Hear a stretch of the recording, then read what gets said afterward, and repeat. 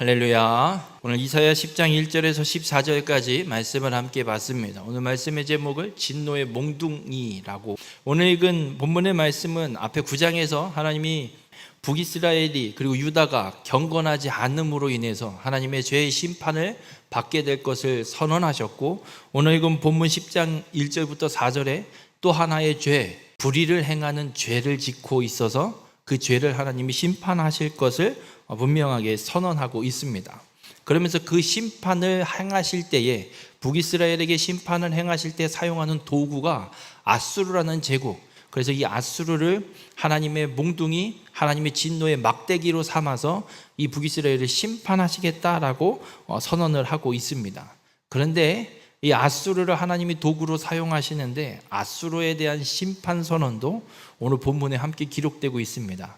심판을 받게 된 이유가 있습니다. 하나님께 쓰임받음에도, 하나님의 도구로 사용됨에도 불구하고 심판을 받을 수밖에 없는 이유의 말씀을 오늘 본문을 통해서 깨닫고, 바라기는 우리 모든 성도님들의 삶은 하나님 앞에 온전히 쓰임받고 하나님의 한량없는 축복과 은혜를 온전히 누리며 살아가는 그런 축복의 삶이 되시길 주님의 이름으로 축원합니다.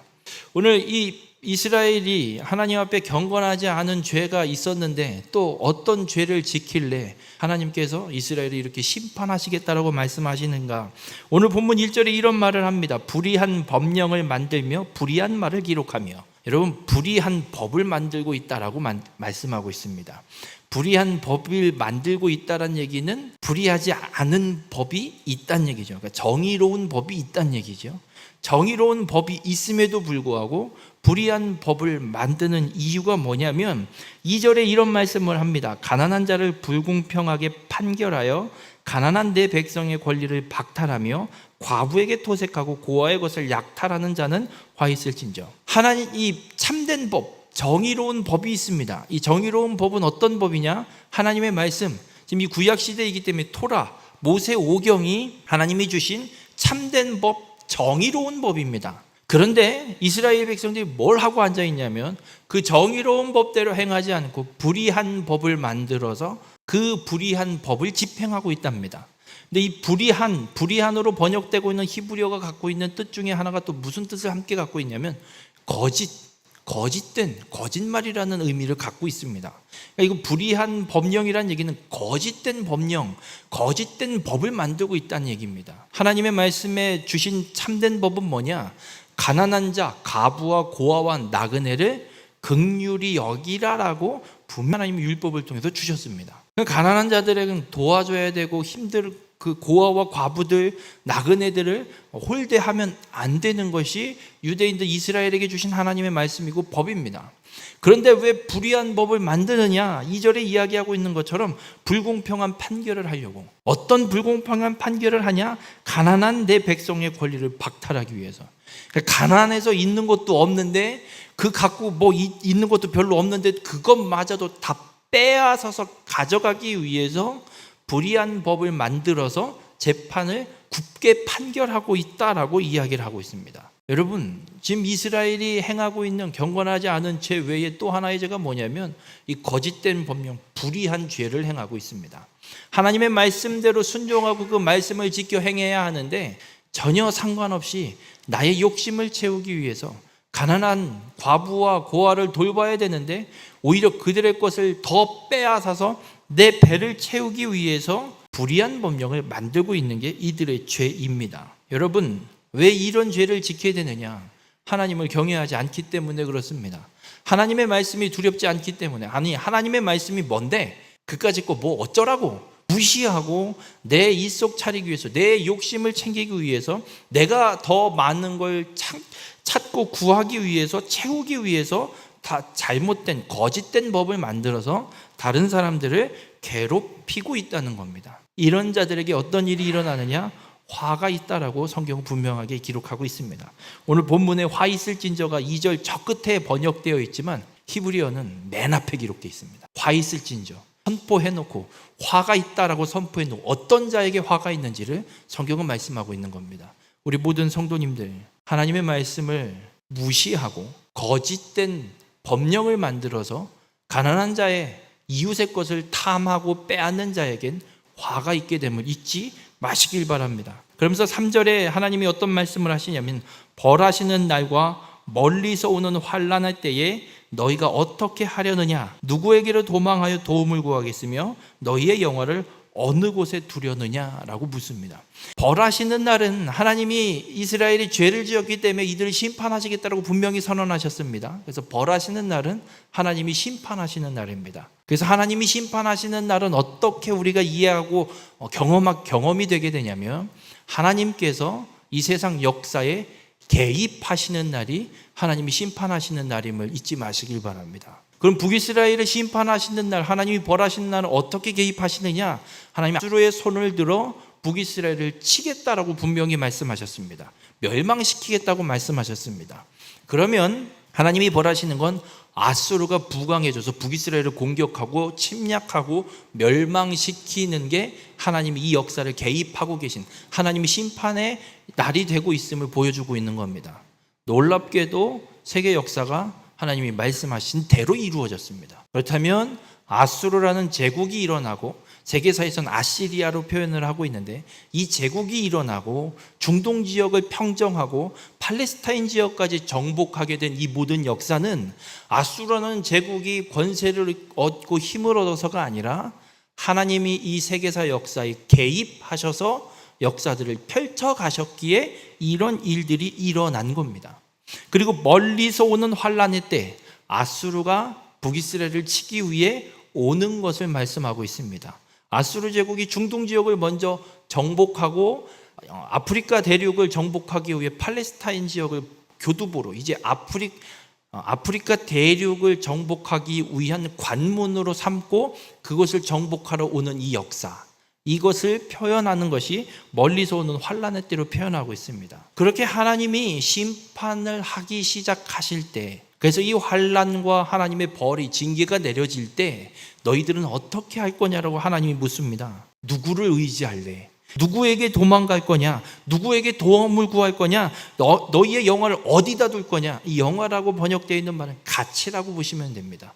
너희의 가치를 어디에다 둘 것이냐? 지금 이스라엘이 행하고 있는 불의한 죄가 뭐냐면 불의한 법령을 만들어서 가진 것도 없는 가난한 자, 고아와 과부의 것들 정말 쌀 몇 톨 남지도 않은 것까지 박박 긁어서 내 배를 채우게 내 곡간을 채우기 위해 거짓된 법령을 만들어서 빼앗고 있는, 지금 이스라엘의 가치는 재물과 돈에 있다는 겁니다. 그래서 하나님이 묻는 거예요. 내가 심판하러 오면 너 어떻게 하려고 그러냐? 어디에 도움을 두고 어디에 가치를 두고 있는 거냐 너? 내가 심판하는 날 다 사라질 건데 어떻게 하려고 그러냐? 누구에게 도움을 구하려고 하냐? 하나님이 묻고 찾아오신다는 겁니다. 여러분, 이게 우리의 삶에도 동일하게 역사되는 말씀임을 믿으시길 바랍니다. 우리가 하나님의 말씀을 듣고도 믿지 못하고 깨닫지 못하고 끊임없이 내 욕심을 따라서 내 욕심을 채우기 위해서 하나님의 말씀과 상관없는 내 기준과 내 생각대로 행하면서 살아가면 하나님이 반드시 심판하러 벌하시는 날이 있습니다. 그때 물으실 겁니다. 너 내가 치면 누구한테 도움을 구할 거냐? 네가 의지하는 것들 널 도와줄 수 있을 것 같냐? 넌 도대체 지금 무엇을 의지하고 있느냐? 어디에 최고의 가치를 두고 있느냐? 하나님이 물으면서 우리를 찾아오신다는 겁니다. 그 하나님이 우리를 그렇게 찾아오실 때 하나님, 전 세상 거 다 필요 없습니다. 하나님만이 나의 구원자 되십니다. 나를 도와주실 분 하나님밖에 없습니다. 나의 가치의 최고는 오직 하나님께만 있으백하고 하나님의 진노가 아닌 하나님의 은혜를 경험하는 귀한 축복의 삶이 되시길 주님의 이름으로 축원합니다. 하나님의 진노가 임하게 되면 어떻게 되냐면 4절에 이런 말씀을 해요. 포로된 자 아래에 굽으리며 죽임을 당한 자 아래에 엎드러질 따름이니. 여러분, 그냥 다 죽어 없어진다는 얘기예요. 아수르가 공격해 오면 전쟁 중에 죽는 사람이 태반일 것이고 살았어도 포로로 끌려갈 거예요. 그러니까 포로된 자 아래에 굽으리고 죽임을 당한 자 아래에 엎드러질 따름이라. 남는 게 없어요. 포로로 끌려가고 죽인 자들 가운데 굽으러진다는 얘기, 같이 죽는다는 얘기지요. 남아 있을 수가 없대요. 그럴지라도 여호와의 진노가 돌아서지 않는답니다. 여호와의 징계의 손이 걷어들이지 않는답니다. 지금 북이스라엘에게 하나님의 심판이 임하면 여지가 없는 거예요. 하나님의 심판이 시작되면 피할 길도 없고 멈춰질 어떤 여지도 없고 하나님이 참다 기다리다 결국에는 심판하시는 거기 때문에 하나님이 벌하시면 이제 그냥 끝이란 얘기예요. 하나님이 이 말씀을 하고 있어요. 근데 하나님이 왜 이렇게 말씀을 하실까? 아직 이사야 시대거든요. 하나님이 이렇게 말씀하시는 이유가 있습니다. 이 말씀을 듣고 제발 깨닫고 돌이키길 원하기 때문에 하나님은 이 말씀하시는 거예요. 안 그러면 진멸돼 버리고 없어져 버릴 거니까. 제발 이 말씀을 듣고 너희들이 돌아오라. 불의한 법령 그만 만들고 내가 준 참된 진리를 따라서 너희들이 행하는 자로 돌아서라라고 하나님이 말씀하고 있는 겁니다. 우리 모든 성도님들, 우리의 삶도 동일합니다. 우리가 불의를 행하면, 하나님의 말씀을 무시하고 불의를 행하면, 거짓을 행하면 여호와의 진노가 임할 수밖에 없습니다.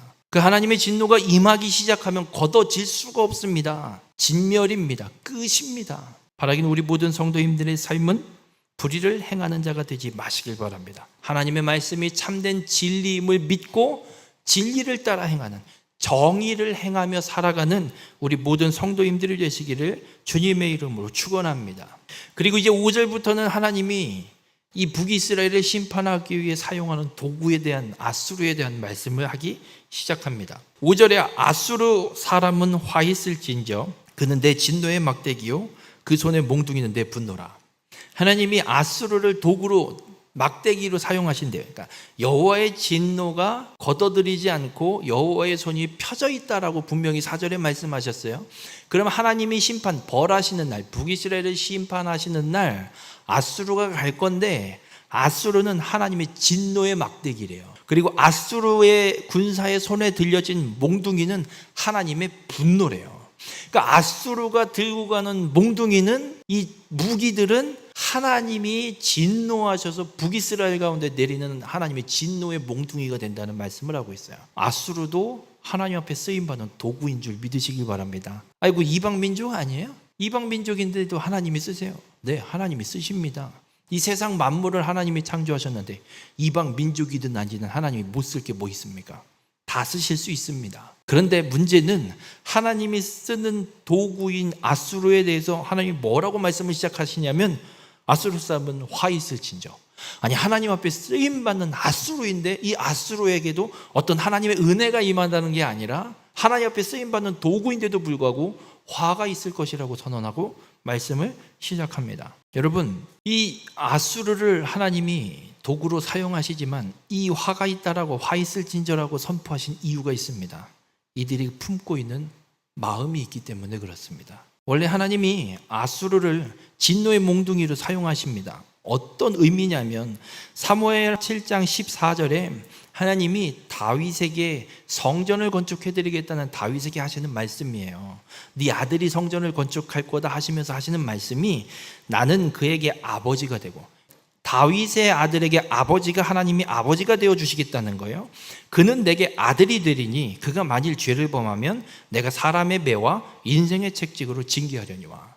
하나님이 다윗에게 약속하시는 거예요. 너의 아들, 너의 자손들, 앞으로 유다의 왕이 되는 사람들, 내가 아버지가 되어줄 거고 그들은 내 아들이 될 거다. 여러분, 아버지와 아들의 관계는 어떤 관계냐? 아들이 잘못하면 그냥 내버려 두는 게 아버지 아닙니다. 자식이 잘못된 길을 가면 두드려 패서라도 이게 잘못된 길이니까 돌이키라고 가서 멱살을 끌고 와서 몽둥이를 정말 반 죽도록 두드려 패서라도 옳은 길로 끌고 오는 게 아버지입니다. 하나님이 지금 그 말씀을 하는 거예요. 다윗에게, 네 자손들이 잘못된 길을 간다, 내가 사람의 매와 인생의 책찍으로 징계해서 옳은 길로 돌이키게 하겠다. 하나님이 아수르를 진노의 막대기로, 진노의 몽둥이로 사용하신다는 말씀은 이 말씀인 거예요. 북이스라엘을 완전히 진멸하시는 게 아니라 이들을 때려서라도 돌이키게 하려고. 근데 그렇게 때리는데도 돌이키지 않기 때문에 진멸로 갈 수밖에 없는 겁니다. 하나님이 이 일을 위해서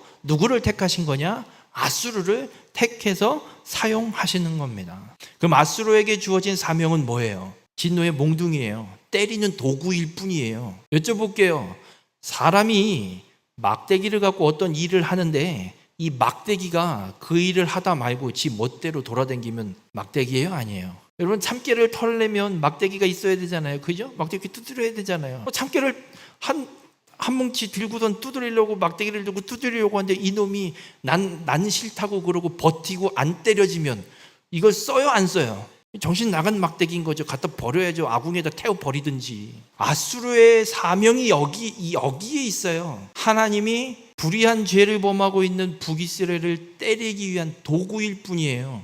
그런 가서 때리기만 하면 돼요. 때리는 걸로 끝나는 거예요. 더 이상 무엇인가 생각을 해서 넘어서거나 그 하나님이 맡겨주신 일을 넘어가면 안 돼요. 그런 건 하나님의 도구가 아닌 거예요. 근데 아수르가 어떻게 행동을 하냐면 7절에 보면 이런 말씀을 하고 있습니다. 그의 뜻은 이같지 아니하며 그의 마음의 생각도 이같지 아니하고 다만 그의 마음은 허다한 나라를 파괴하며 멸절하려. 하나님께서 6절에서 아수르를 사용하시는 범위를 어디까지 정해 주시냐면 경건하지 아니한 나라를 치게 하며 그 백성을 쳐서 탈취하고 노략하고 그들을 길거리에 진흙같이 짓밟게 하려니와. 아수르는 여기까지만 하면 돼요. 북이스라엘을 가서 치고 공격하고 빼앗고 노략하고 약탈하고 짓밟고 끝내면 돼요. 그리고 돌아가면 되는 거예요. 그게 하나님이 아수르에게 준 사명인데 아수르 왕이 어떤 마음을 품냐, 그 뜻이 하나님의 뜻과 같지 않대요. 하나님의 마음과 생각이 아수르의 생각과 마음이 하나님의 마음과 생각과 같지 않대요. 어떤 마음을 갖고 있냐? 허다한 나라를 파괴하며 멸절하려는도다. 아수르 왕은 갖고 있는 거예요. 단순히 북이스라엘 내가 하나님이 치랜다고 거기까지만 하고 온다고? 여기만 치고 돌아가라고? 어린 반푼어치도 없지. 난 아프리카 대륙 정복해야 돼. 이집트 가야지. 애굽 쳐야지. 치고 저 아프리카 대륙까지 다 정복하면 지중해 연안으로 다 내 땅이야. 가야지. 하나님이 주신 사명은 북이스라엘 치는 건데. 그래서 그 마음을 아수르 왕이 품고 있음을 이야기하고 8절부터 아수르 왕이 뭐라고 떠드는지 직접적으로 아수르 왕이 말하는 것으로 기록하면서 어떻게 이야기하냐면 내 고관들은 다 왕들이 아니냐. 지금 아수르 왕이 중동을 정복하고 팔레스타인 지역을 정복하고 있는 중이에요. 아람도 다 정복하고 주변의 다른 나라도 다 정복하고 있어요. 여쭤볼게요. 그렇게 정복했으니 그 나라, 그 정복한 땅을 다스리게 하는 걸 아수르 왕의 신하로 세울 거 아니에요. 한 나라의 왕이 다스리던 한 나라 지역들을 아수르 왕이 정복했으니 신하로 갖다 바꿔놓는 거 아니에요. 그죠? 그러니 아수르 왕이 생각하는 거예요. 내가 부리는 고관들은 다 왕급인데. 여러분, 우리나라 대한민국을 생각해 보면 대통령이 있고 각 시도의 도지사들과 시장들이 있잖아요. 그죠? 그럼 대통령이 있고 도지사, 시장, 군수들이 이렇게 있잖아요. 그럼 대통령이랑 도지사랑 급이 같아요? 어쨌든 급이 다르잖아요. 그죠? 근데 아수르 왕이 생각하는 거예요. 내가 지금 세워놓은 도지사급 사람들이 한 나라 왕급 되는 사람들인 거예요. 왜냐면 그만큼 지역이 넓으니까. 그러니까 아수르 왕의 생각은 이거예요. 야, 내가 부리는 놈은 한 나라 왕 정도에 달하는 그런 권한과 지역을 다스리고 있는 사람들인데 나는 그들 위에 서서 그들을 다스리는 사람인데 왕이 아니지 이건. 이 세계를 다스리고 있는, 뭐라고 해야 될까, 마치 중국에서 생각하고 있는 과거에 생각했던 황제, 이런 식의 그런 아주 나는 더 높은 사람이다라는 생각을 이 아수르 왕이 갖고 있다라는 거예요. 여러분, 여쭤볼게요. 만왕의 왕은 누구십니까? 하나님입니다. 왕 중의 왕은 하나님이세요. 근데 지금 아수르 왕이 뭐라고 얘기하냐면 내가 그 왕들 중에 왕이다. 지금 이 중동 지역, 팔레스타인 지역, 이 아시아 지역을 내가 다 정복했으니 이들의 왕들 중에 왕은 내가 왕이다. 하나님이 받아야 될 영광을 이 아수르 왕이 가로채군 교만한 죄를 지금 짓고 있어요. 9절엔 또 어떻게 이야기하냐면 갈로는 갈그미스와 같지 아니하며 하맛은 아르박과 같지 아니하며 사마리아는 다메섹과 같이 아니하냐. 무슨 말이냐면 아수르가 정복해온 도시를 이야기하고 있어요. 앞에 이야기하고 있는 갈로, 하맛, 사마리아는 이제 정복할 도시를 이야기하고 있고 뒤에 나열하고 있는 갈그미스, 아르밧, 다메섹은 지금 정복한 도시예요. 내가 이 도시들을 정복했는데 앞으로 정복해야 될 도시들은 내가 지금까지 정복한 도시만도 못한 도시들이다. 나라들이다. 내가 이까지 거 정복 못하겠냐? 이것도 정복했는데 요까지 거 정복 못하겠냐? 자신의 어떤 능력을 과시하고 있는 거예요. 그러면서 10절에는 무슨 이야기를 하냐면 내 손이 이미 우상을 섬기는 나라들에 미쳤나니 그들이 조각한 신상들이 예루살렘과 사마리아의 신상들보다 뛰어났느니라. 지금까지 정복해온 중동의 나라들, 그리고 팔레스타인 지역에 들어오면서 아람과 그 주변에 있는 나라들, 북쪽 나라부터 점령해 내려올 거니까 그 나라들의 신상과 신전들이 어마무시하게 컸어요. 그걸 이 아수르 왕이 다 정복한 거예요. 근데 사마리아와 예루살렘의 신전은 보니까 지금까지 정복해 온 나라들의 신전과 비교해 보면 아유 별거 크지도 않네. 그 당시에는 나라를 어떻게, 왕을 어떻게 인식을 하냐면 신으로 인식을 해요. 그래서 나라 대 나라의 전쟁은 신과 신의 전쟁으로 봐요. 그래서 승리한 나라의 신이 이기고 패배한 나라의 신이 패배한 거여서 그 패배한 신은 사라지고 승리한 신이 그 나라를 정복하는 형태의 모습으로 전쟁들이 이루어지고 있거든요. 그러니까 지금 아수르 왕이 그 얘기하는 거예요. 내가 지금까지 정복한 나라의 신들이 예루살렘과 사마리아, 북이스라엘과 유다의 신전보다 훨씬 크고 훨씬 셌다. 그것들을 내가 정복했는데 사마리아와 유다의 신 이까짓 거 내가 정복 못할 줄 아냐? 지금 아수르 왕이 무슨 이야기를 하고 있냐면 내가 지금까지 정복한 나라들을 봐라. 이런 거 다 정복했는데 야, 북이스라엘도 충분히 내가 정복할 거고 북이스라엘 정복한 뒤에 이제 유다 남잖아요. 유다 이까짓 거. 북이스라엘과 유다를 비교해 보면 영토도 그렇고 국민 수도 그렇고 비교가 안 됩니다. 북이스라엘이 훨씬 큽니다. 왜냐하면 북이스라엘은 10지파고 유다는 2지파예요. 유다 지파는 유다와 베냐민인데 베냐민 지파도 과거 사건이 하나가 있어서 거의 다 초토화되고 400명 남아갖고 그거 갖고 어느 정도 이제 다시 성장하기 시작하기 때문에 인구수 자체가 별로 없어요. 그러니 인구수만 비교해도 10지파와 2지파 비교가 안 되죠. 그러니까 아수르 왕은 생각하는 거예요.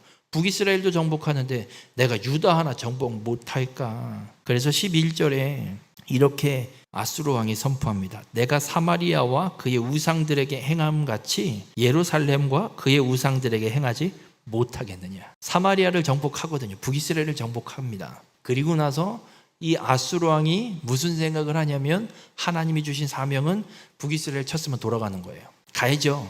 그게 진노의 하나님의 몽둥이의 역할이었습니다. 근데 무슨 생각을 하냐? 저 조그만 유다까지 내가 먹고 아프리카 대륙을 향해, 애굽을 향해 내가 전진하리라. 저까지 거 내가 못 이길 줄 아냐? 충분히 이긴다. 사마리아도 정복했는데 유다 저거 예루살렘?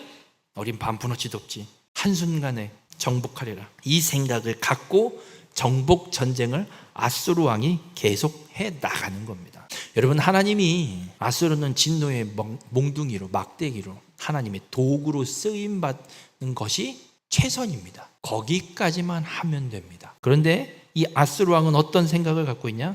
유다까지 정복할 생각을 갖고 있습니다. 그런데 여러분, 지금 구약 시대에 유다를 정복한다, 예루살렘을 정복한다, 유다의 왕을 바꾼다라는 것이 어떤 의미냐면 하나님께서 계획하신 구속사를 막겠다라는 겁니다. 왜 이게 하나님의 구속사냐면 하나님이 창세기 3장 15절에 분명히 약속하셨습니다. 여자의 후손을 보내 사단의 권세 멸하시겠다라고 약속하셨습니다. 그럼 여자의 후손을 누구를 통해서 시작하시냐면 아브라함을 불러서 하나님이 아브라함으로 큰 민족을 이루고 너로 말미암아 땅의 모든 족속이 복을 얻게 하시겠다라고 말씀하셨습니다. 그러니까 아브라함의 후손으로 메시아 구원자를 보내, 여자의 후손을 보내셔서 구원을 이루시는 것이 하나님의 구속사입니다. 그러면 아브라함의 자손들을 보니 12지파가 형성이 되는데 그 12지파 중에 어느 지파를 통해서 그럼 메시아를 보내느냐?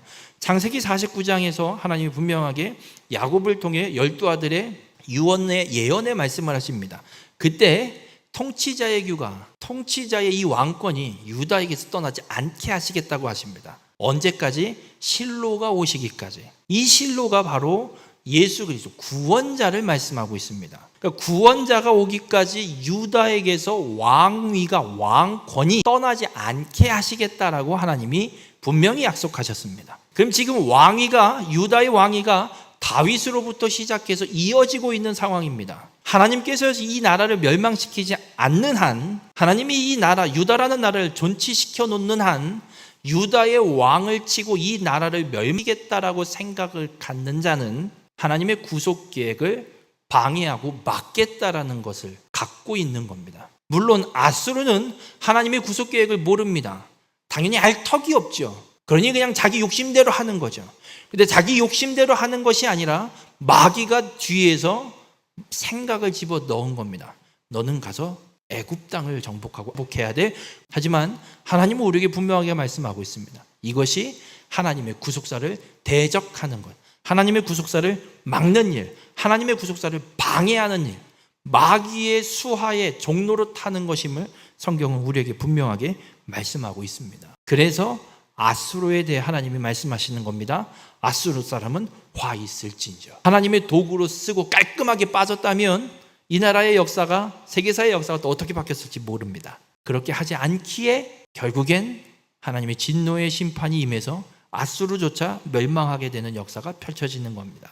우리 모든 성도님들 그렇습니다. 우리에게도 하나님이 우리를 부르신 자리가 있습니다. 여러분 한 사람 한 사람을 하나님이 세워놓으신 각자의 자리가 있습니다. 특별히 교회는 한 몸으로 비유됩니다. 그리스도를 머리로 하고 있고 성도가 각각의 지체를 이루고 있는 한 몸으로 하나님이 분명하게 말씀하고 있습니다. 그렇다면 우리 각각 한 사람 한 사람이 하나님께서 교회를 온전히 이루기 위해 불러 세워놓으신 역할과 위치가 있습니다. 우리가 감당해야 될 건 그 역할과 그 위치, 하나님이 불러 세워주신 그 자리에 해야 할 일들을 온전히 행하는 것이 우리가 감당해야 될 일입니다. 그런데 아수르처럼 내가 할 수 있어, 내가 능력이 이만큼 되니까 여기까지 나도 할 수 있어 하고 그 자리를 뛰어넘어서 내가 무엇인가를 이루어 보기 위해 그 일들을 이루어가고 행한다면 하나님이 원하시는 일이 아님을 기억하시길 바랍니다. 그렇게 하나님이 주신 권한과 그 자리와 역할을 뛰어넘어 내 욕심과 내 생각을 채우기 위해서 행동하고 삶을 살아간다면 아수르에게 임한 것처럼 하나님의 화가 임할 수 있게 됨을 잊지 마시길 바랍니다. 그래서 우리가 해야 되는 건 그렇습니다. 하나님이 나를 어떤 자리에 불러 세우시든 나를 부르신 그 자리에 온전히 순종하며 살아가는 겁니다. 아수르 왕은 이런 생각을 해볼 만도 합니다. 제국의 왕이잖아요. 조그만 한 나라의 왕이 아니라 제국의 왕이잖아요. 제국의 왕이면 전 세계를 제패해 봐야지요. 충분히 이런 생각을 가질 만도 합니다. 그러나 하나님은 말씀합니다. 그런 엄청난 위치에 올라가도 교만하지 말고 하나님이 맡겨주신 일에 충성하라 말씀합니다. 반대로 아무것도 아닌 별 볼 일 없는 위치, 우리의 몸으로 비유하면 마치 발톱 같은 사람. 여쭤볼게요. 발톱이 뭐 그렇게 대단해요? 없어도 그만, 있어도 그만인 것 같잖아요. 별 볼 일 없어 보이잖아요. 근데 발톱이 없으면 얼마나 불편한 줄 아세요? 못 걸어요. 못 걸어요. 엄지발톱 빠져보세요. 못 걸어요. 없으면 안 되는 자리이긴 해요. 그런데 엄지발톱이 뭘 대단히 하는 것 같진 않아요. 하나님이 우리를 부르신 자리가 그런 자리일 수도 있어요. 제국의 왕과 같은 그런 휘황찬란한 정말 위대한 자리가 아니고 정말 엄지발톱같이 별 볼 일 없는, 새끼발톱처럼 별 볼 일 없는 그런 자리로 하나님이 나를 불러 세우셨을지라도 그곳이 하나님이 나를 부르신 자리라면 하나님의 부르심대로 내게 주어진 역할을 최선을 다하며 살아가는 것, 이것이 하나님을 경외하는 것이고 정의를 행하는 삶임을 주님은 우리에게 분명하게 말씀하고 있습니다. 우리 모든 성도님들, 우리가 가장 먼저 해야 될 것이 그렇습니다.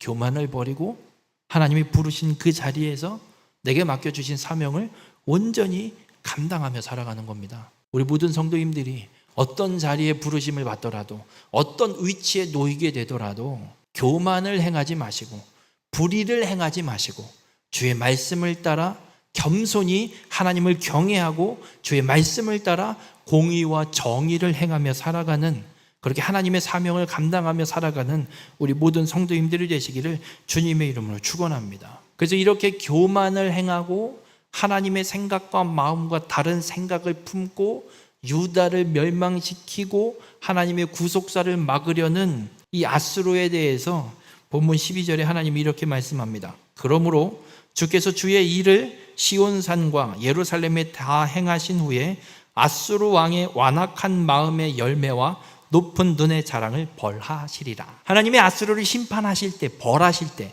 아수르가 교만해서 하나님의 진노의 몽둥이로 쓰는 걸로 부르신 건데 그걸 뛰어넘어 자신이 만왕의 왕인 줄 알고 하나님의 구속사를 방해하려는 이 죄를 짓는 아수르를 하나님이 심판하실 건데, 그 심판의 때가 언젠지를 말씀하고 있어요. 그 때가 언제냐? 주께서 주의 일을 시온산과 예루살렘에 다 행하신 후에 아수르 왕을 하나님이 치시겠대요. 그럼 주의 일이 뭐냐예요. 시온산과 예루살렘에 행하실 주의 일, 이게 뭐냐면 이사야 7장에 하나님이 유다에 대한 심판 선언을 하세요. 아하스 왕에게 하나님이 강제 징조를 보여주시거든요. 징조를 구하라는데도 이게 안 구하니까 내가 심판할 거야. 그러니까 하나님이 심판할 거라고 말씀하시고, 야, 내가 이걸 어떻게 할지 징조를 구해봐. 그럼 내가 다 해줄게. 근데도 아하스가 믿지도 않고 징조를 구하지도 않아요. 하나님이 강제로 징조를 줘버렸어요. 이런 일이 일어나면 내가 심판하는 때다 라고 말씀하셨어요. 그래서 하나님이 지금 이 주의 일은 어떤 일이냐? 이사야 7장 17절 그리고 20절에 말씀하고 있는 유다를 향한 심판 선언이에요. 어떤 선언이냐? 여호와께서 에브라임이 유다를 떠날 때부터 더 당하여 보지 못한 날을 너와 내 백성과 내 아버지 집에 임하게 하시리니 곧 아수르 왕이 오는 날이라. 하나님 유다를 심판하시는데 유다도 징계하시는 거예요. 근데 아수르 왕이 올 때 경험해 보지 못한 나라를 경험하게 하겠다고 말씀하시고 계세요. 20절에는 그날에는 주께서 하수 저쪽에서 새내어온 삭도 곧 아수르 왕으로 내 백성의 머리털과 발털을 미실 것이요 수염도 깎으시리라. 하나님이 아수르 왕을 통해서 유다를 철저하게 징계하실 걸 말씀해요. 하지만 망하진 않아요. 죽기 직전까지는 가지만 망하진 않게 하시겠다고 말씀하셨어요. 그러면 아수르 왕을 하나님이 언제 징계하시느냐? 유다를 하나님이 아수르로 유다를 치게 하십니다. 그러니까 사마리아도 정복하고 유다를 정복하러 가는데 순식간에 정복하러 가요. 단 이틀 만에. 사마리아 정복하고 유다 예루살렘 성읍 앞까지 이틀 만에 정복해 들어가요. 이런 전쟁 없습니다. 그러니 아수르 왕도 생각이 들죠. 이거 금방 정복 끝나겠는데 그것만 할 수밖에 없는 상황이 펼쳐지고 있는 거예요. 그런데 하나님이 이들을 아수르를 심판할 때는 언제냐? 그렇게 유다 예루살렘을 공격하는데 죽기 직전까지 예루살렘에 있는 아하스 왕이 유다 백성들이 죽기 직전까지 가게 만든 다음에 그때 아수르 왕을 하나님이 심판하시리라 말씀하고 있습니다. 여러분, 놀랍게도 하나님은 이렇게 이루어내십니다. 히스기야 왕 때 아수르에 의해서 완전 포위당합니다. 근데 하룻밤 사이에 하나님이 아수르 군대를 다 물리치시고 아수르 왕이 그 패배로 인해서 유다가 친 것도 아니거든요. 하나님이 치신 거예요. 그래서 아수르도 본국으로 돌아가자마자 아수르 왕 사네립이 순식간에 죽어버립니다. 하나님이 말씀하신 이대로 이루어지는 역사예요. 여러분, 하나님의 심판이 아수르에게도 분명히 임하게 되는 걸 우리는 보게 됩니다. 한 가지 생각해 볼 건 하나님이 지금 예언하고 계신 거거든요. 아수르에게도 심판하실 것이라는 예언을 이사야를 통해서 지금 선포하고 계세요. 그럼 그 소리가 아수르 왕에게도 들릴 거거든요. 그러면 아수르 왕은 어떻게 해야 될까요? 하나님이 그렇게 하신다고? 그럼 내가 돌이켜야 되나? 해야 되지만 당연히 그럴 리가 없겠죠. 아수르 왕이 어떤 생각을 하냐면 13절에 이런 말씀을 해요. 그의 말에 나는 내 손의 힘과 내 지혜로 이 일을 행하였나니 나는 청명한 자라 열국의 경계선을 걷어치웠고 그들의 재물을 약탈하였으며 또 용감한 자처럼 위에 거주한 자들을 낮추었으며 내 손으로 열국의 재물을 얻은 것은 새의 보금자리를 얻은 것 같고 온 세계를 얻은 것은 내버린 알을 주움 같았으나 날개를 치거나 입을 벌리거나 지저귀는 것이 하나도 없었다 하는도다. 뭔 말이냐면 이거예요. 하나님이 네가 이렇게 하고 내가 이때 심판할 거야 라고 말씀하시는데 아수르 왕이 이런 웃기시고 있네. 내가 지금 여기까지 정복해 온 게 어떻게 정복해 온 줄 알아? 내가 능력이 있고 내가 힘이 있고 내가 전략을 잘 짰고 내가 얼마나 열심히 싸웠는데 밤낮 쉬지 않고 그래서 온 거야. 내가 얼마나 군사들 훈련을 잘 시켰냐면 나라를 정복하는데 얼마나 쉽게 재물을 얻는지를 얘기해. 14. 새의 보금자리를 얻은 것 같고, 그러니까 열국의 재물을 얻은 것을 새의 보금자리를 얻은 것 같고. 여러분, 새 둥지 얻는 게 쉬워요, 어려워요? 새 둥지 쉬워요. 전신주에 까치집 짓잖아요. 얼마나 쉽게 없애는 줄 알아요? 그냥 물로 쏘면 다 쏟아져 버려요. 그냥 순식간에 없애버릴 수 있어요. 그러니까 지금 얘기하는 거예요. 열국, 지금까지 중동과 서아시아 지역과 지금 팔레스타인 지역의 나라들을 정복해서 그 나라들의 재물들을 다 뺏었어. 이걸 어떻게 뺏었냐? 얻었냐? 새 보금자리 얻듯이 그렇게 쉽게 얻었다는 얘기예요. 그리고 또 이런 얘기를 해요. 내버린 알을 주움 같았으나. 여러분, 닭 풀어서 이렇게 키우면 닭이 알을 한 군데 이렇게 놔놓고 그냥 돌아다니잖아요. 그 알 계란 줍는 거 쉬워요, 어려워요? 쉽죠? 어려워요? 그거 못 줍는 게 바보 아니에요? 지금 아수르 왕이 얘기해요. 내가 지금 정복한 나라들의 재물을 줍는 거, 그 나라들을 정복하는 거 그냥 버린 알 줍는 거랑 똑같아. 내가 그 정도 능력과 힘과 권세와 이 군사들 전쟁 능력을 얼마나 갖추고 있는데 뭔데 니네 신이 나를 심판하니 많이 떠들고 앉아있냐? 라고 이야기하고 있는 거예요. 여러분, 아수르가 이렇게 교만합니다. 아수르는 하나님을 모르기 때문에, 앞에서도 기록하고 있지만 아수르는 이스라엘 예루살렘의 신을 우상으로 봐요. 그냥 하나의 신, 자기가 섬기는 신과 같이 그냥 그런 신들 중에 하나로 보고 있는 거예요. 그런데 다니엘 2장 21절에 보면 다니엘이 하나님에 대해서 이런 고백을 합니다. 그는 때와 계절을 바꾸시며 왕들을 폐하시고 왕들을 세우시며. 여러분, 한 나라의 왕이 세워지는 게 누가 세우는 줄 아세요? 하나님이 세우시는 겁니다. 지금 지난 지방선거 때문에 난리잖아요. 국민의 주권 어쩌고 저쩌고 떠들잖아요. 그거 보면서 이런 소리를 웃기시고 앉아있네. 선거가 어떻게 결과가 나오든 뭐 하든 간에 그렇게까지 선거가 펼쳐질 수밖에 없는 이유는요, 그런 결과가 나오게 된 이유는 하나님이 하신 겁니다. 부정이 있든 없든 간에 부정을 이용해서라도 하나님이 그렇게 만들어 가실 수도 있습니다. 왜냐하면 하나님이 행하실 일과 뜻이 있기 때문에. 그러면 우리가 해야 되는 일이 있습니다. 왜 하나님은 이런 역사를 펼쳐가시냐예요. 이런 역사를 펼쳐가시는 이유가 무엇인지를 우리는 하나님 앞에 묻고 찾아야 된다는 겁니다. 다니엘이 고백하잖아요. 포로로 끌려온 놈이, 포로 주제에 어린 놈이 당당하게 얘기해요. 때와 계절을 바꾸시는 분 하나님, 이 시대의 모든 역사를 주관하시는 분 하나님, 한 나라의 왕을 세우기도 하고 패하기도 하시는 분 하나님, 당신네 나라가 우리를 정복하고 그 나라의 왕이 세워진 거 당신들이 하는 게 아니라, 당신들이 힘이 있어서가 아니라 하나님이 그렇게 하신 거다. 하나님이 당신들 왕 패해버리시면 순식간에 사라진다. 그 하나님만이 참된 왕이고 신이시다라고 다니엘이 선포하고 있는 겁니다. 아수르는 착각하고 있어요. 자신이 능력이 있어서 힘이 있어서 지금 이 정복 정쟁을 해온 줄 알아요.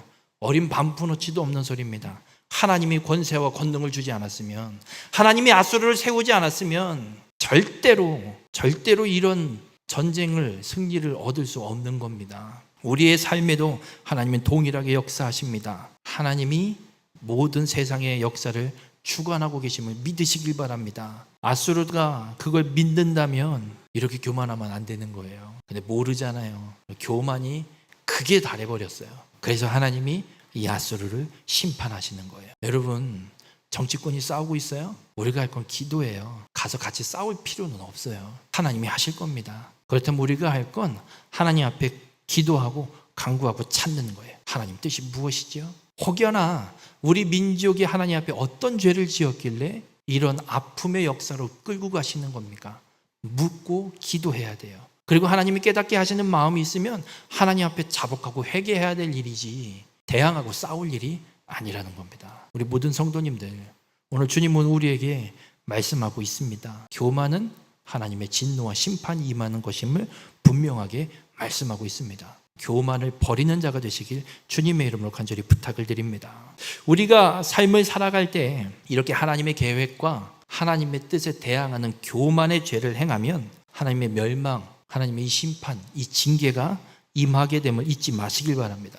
특별히 하나님의 구속사를 방해하는 일에 동조하고 함께 동참하고 하나님의 구속사에 대적하게 되는 자들은 마귀의 도구로 살아가는 것이기에 하나님의 분명한 멸망이 임하게 됨을 잊지 마시길 바랍니다. 그렇다면 우리가 해야 될 일은 하나님이 부르신 자리와 사명이 있습니다. 그 자리에서 내게 맡겨주신 사명과 본분을 잊지 않고 끝까지 하나님의 구속사에 순종하는 삶을 살아가는 것입니다. 우리 모든 성도님들, 겸손함으로 하나님을 경외하는 자가 되시길 바랍니다. 하나님이 나를 부르신 자리가 있습니다.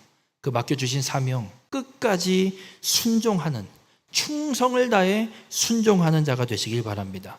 그렇게 하나님이 계획하신 구속 계획을 온전히 이루는 일에 사용되는 자가 되시길 바랍니다. 이것이 하나님이 우리를 부르신 하나님의 뜻입니다.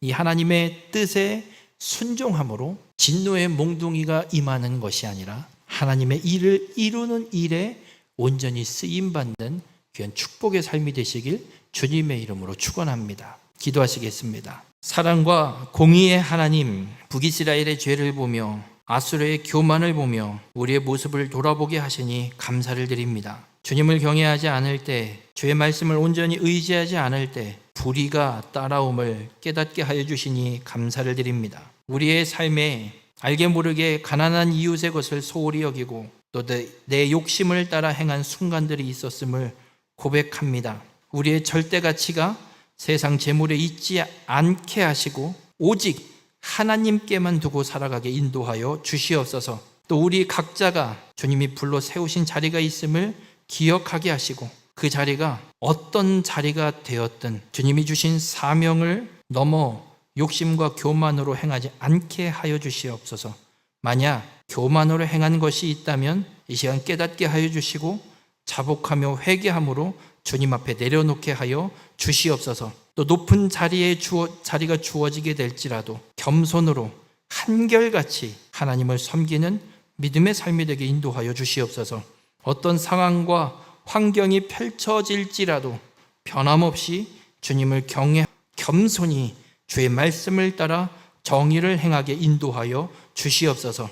주님이 세워주신 삶의 자리에서 그렇게 하나님의 구속 계획을 이루는 일에 순종하게 하시고 주님의 뜻대로 온전히 쓰임받는 축복의 삶이 될 수 있도록 주님 우리 가운데 함께하여 주시옵소서. 이 모든 말씀 예수님의 이름으로 기도드렸습니다. 아멘.